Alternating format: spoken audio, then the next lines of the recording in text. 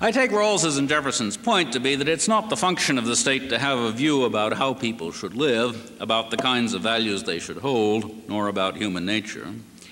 Democratic politics doesn't require a consensus on the desirability of anything except a need for fair play, for what Rawls calls justice as fairness. The function of a democratic government is to make sure that people get roughly equal chances to realize their own goals, including equal chances at the sort of education which will incite them to formulate novel, hitherto unheard of goals. This is not, obviously, Plato's or Bloom's view of the function of government. They view the state as a way of making human beings good, not merely of making them free. They view colleges and universities as places where truth, in the absolute Platonic sense, is sought. Truth not just about scientific fact, but truth about the nature of the good and the nature of human beings. That's why Bloom thinks that American universities and American society are in bad shape. He's particularly pessimistic about the humanities departments in the colleges and universities. He condemns them for having no unified sense of mission, no agreement on what values should be inculcated, on being a mere flea market of ideas. He's particularly scornful of the fact that literary criticism has become the dominant discipline within the humanities, and of the fact that the great books are no longer taught as sources of truth, but merely as ways of opening up the students' minds. Let me quote a characteristic passage from Bloom. Practically no one even tries to read Greek books as they were once read for the sake of finding out whether they are true. Aristotle's ethics is viewed now as teaching us not what a good man is, but what the Greeks thought about morality. But who really cares very much about that? Not any normal person who wants to lead a serious life. End of quote. Bloom thinks that to lead a serious life is to ask Platonic questions, questions about the nature of the good and of human beings. He thinks that a serious college or university would be one in which both faculty and students believe that these are good questions and that there are answers to them waiting to be discovered. He thinks that reading Aristotle simply to get an idea of what another civilization was like is to dishonor Aristotle. By contrast, I think that this is exactly the right way to read Aristotle. I think it's to the credit of contemporary humanities departments that they are indeed flea markets of ideas. They don't share a consensus about anything, nor should they try to form one. They don't have an agreed-upon agenda other than the continuing attempt to upset the students by introducing them to books that run against the grain of what they formerly believed. They treat all books, as they treat Aristotle's ethics, as occasions to increase sensitivity and curiosity. They conceive their function simply as ensuring fair play, making sure that as many different sorts of books as possible get an equal chance to change the students' minds. They hope that providing a sufficiently rich and varied flea market, the students will leave the universities a bit more sensitive than when they entered.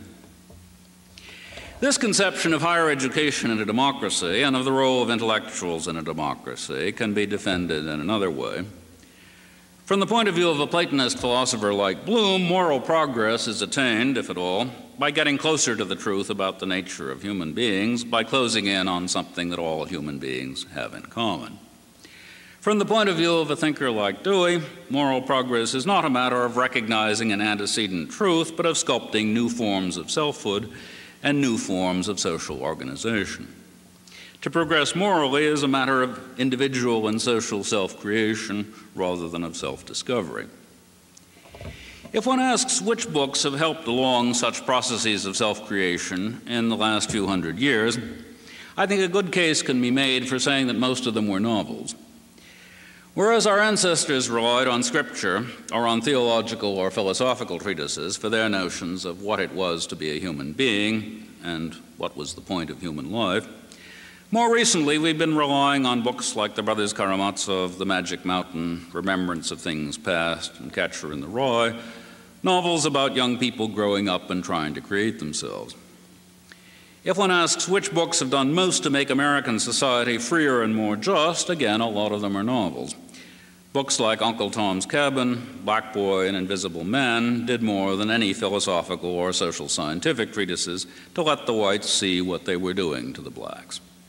Books like The Well of Loneliness and The City and the Pillar did more than psychological treatises to let the straights see what they had been doing to the gays. Books like Middlemarch and The Color Purple did more to make men realize what they were doing to women than any socioeconomic data or any feminist theorizing. Plato was dubious about the arts and about democracy, both on the basis of a rather limited experience. He didn't know about novels any more than he knew about constitutional democracy. His heirs, the philosophers, take the argumentative scientific disciplines as central to culture and thus still neglect the arts, and so they treat literary criticism as a marginal, optional activity. I've been suggesting that the prominence of literary critics on the contemporary cultural scene and the central role of literary studies among the humanities is not an accident, much less something to be deplored in the way in which Bloom deplores it. Rather, it's a natural consequence of the abandonment of the Platonic vision of self-discovery in favor of a vision of self-creation. The latter vision has arisen along with the rise of pluralistic democratic societies. So far, I've been trying to set out the contrast between the kind of intellectual who puts her doubts about herself and her society to rest by finding immutable principles and the kind who doesn't. The first kind is driven by what Dewey called the quest for certainty, and the second by curiosity and sympathy. The latter is curious about forms of life different from her own, and sympathetic to people who lead such lives. The former looks for unity and thinks of philosophical inquiry as converging to a single body of truths. The latter looks for diversity. She's more concerned about having missed something, having been condescending and cruel toward someone of a different sort, than about certainty. Now I want to turn more specifically to the difference between two conceptions of morality, characteristic, respectively, of these two sorts of intellectuals. The usual complaint of the philosopher against the literary critic is that her attitude is relativistic and irrationalist. From the philosopher's point of view, the literary critic who revels in diversity is implicitly saying that we have no moral obligations except the ones we choose to have, or the ones we happen to have been brought up to have. But a moral obligation, she says, which rests on nothing more than choice or custom, is not really an obligation. So, for example, philosophers like Kant tell us that we must not confuse moral obligation with feelings of kindness. Sympathy is something one may or may not have, depending on idiosyncratic contingent features of one's personality or one's upbringing. But moral obligation is something quite different. It's something we all ought to feel. So Kant said, following Plato, that the source of moral obligation must be a distinct faculty, reason rather than emotion, because reason is part of human nature, whereas emotions are just contingent features of particular individuals.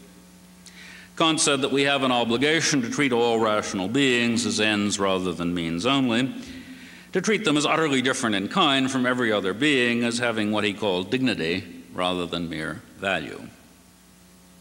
Even someone like myself, who would prefer to discard the notions of intrinsic human dignity and unconditional moral obligation, has to admit that these Kantian uses have been extremely useful.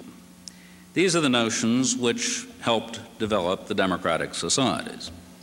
In the revolutions of the 18th century, the notion of the rights of man was a slogan that helped abolish feudal institutions.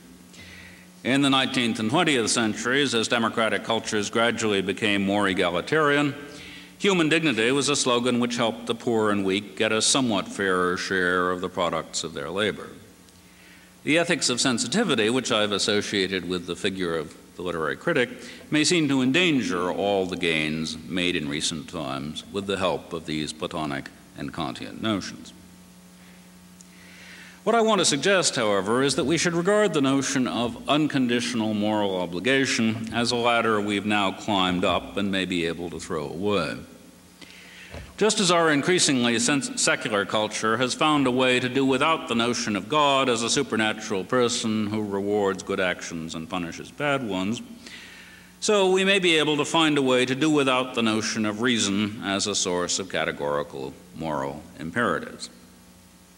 The trouble with this notion of reason is that it just doesn't fit in very well with the biological account of human evolution, nor with the historians' and the anthropologists' accounts of the development of forms of social life. These accounts leave no room for the idea of a central human faculty called reason, nor for the idea of an unconditional moral law imposed by that faculty, any more than they leave room for the idea that God created the universe in 7 days and made man in his image. Philosophers like Plato and Kant wanted to make our sense of moral obligation independent of our religious faith. They wanted to make it something innate in human beings and not requiring revelation. To bring off this attempt to make the moral conscience independent of God, both philosophers had to split man in two, to give him a supernatural component as well as a natural one. They had to give us a soul which was distinct from the body, an entity which had no relation to either biology or history. Such a soul has become more and more difficult to believe in. One advantage of an ethic of sensitivity over an ethic of principle is that it doesn't require us to postulate such an entity any more than it requires us to postulate a God.